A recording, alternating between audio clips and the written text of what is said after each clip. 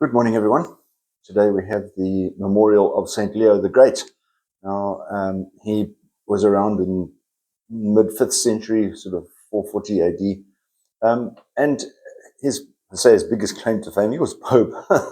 Big claim to fame. That biggest claim to fame is that in that capacity as Pope, he was able to persuade Attila the Hun, who was about to come in and totally wipe out Rome, and he persuaded him not to. So his persuasive powers obviously were very good. Of course, our current Pope is also named Pope Leo, but he's Pope Leo the 14th. So there have been a couple of Pope Leos since Leo the Great. Our current Pope took his name in recognition of Pope Leo the 13th, who also had a great influence on his life and also in terms of his values. So the name Leo, obviously from lion, is a courageous name to take. And one sort of say, well, why do popes take those names? Well, you know, they probably, when they are going into conclave, they're making a decision about what name they're going to take and given it some thought.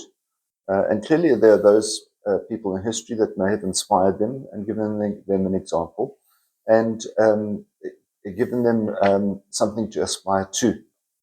It comes back really, I think, to our first reading today, which is from the book of Ecclesiasticus, which some of us might know as the book of Sirach, and chapter 39, and it says, a wise man will be remembered for generations. And here we think about Leo the Great, remembered for generations. And you know, who else would we know about in history? Sort of who would we remember from the past that we would consider to be important? Well, clearly Jesus and the disciples. And we'll say, well, why do we remember them? Well, clearly because Jesus is God.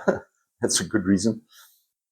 But also those people who have had a great influence in forming us, in giving us what we have in terms of our religious values. And it's important, I think, also to recognize that in that statement it says, a wise man will be remembered for generations. And so you might think, well, you know, who else? Well, we've had presidents of countries who've been wise and have been given recognition. At this time of the year, as we're approaching Advent and Christmas, we start hearing songs being sung. So what do we remember about them? Well, some of the best known songs are made by people who are no longer alive, but we recognize them because they've made an impression upon us and that they help us to remember things that are good. So those things are strong. Those things are important for us to remember. Let's hold on to values that really, really are significant in our lives. Have a wonderful day. We'll see you again. God bless. Bye-bye.